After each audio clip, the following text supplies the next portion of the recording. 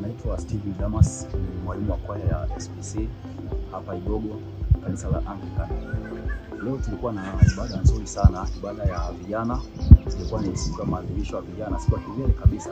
Ilikuwa ni Jumapili yenye nguvu, yenye utulivu, yenye uwepo wa ajabu. Kwa kweli nimejifunza vitu vingi binafsi.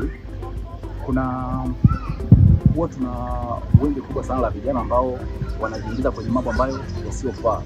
Kizingatia kwamba kwenye ibada tunakosa utulivu, tunakosa nini, lakini leo kidogo kweli watu walikuwa ni wavumilivu, wastaarabu, wamevumilia kutoka mwanzo wa ibada mpaka mwisho wa ibada. Na tumebarikiwa sana vitu vingi, maigizo, nyimbo za asili.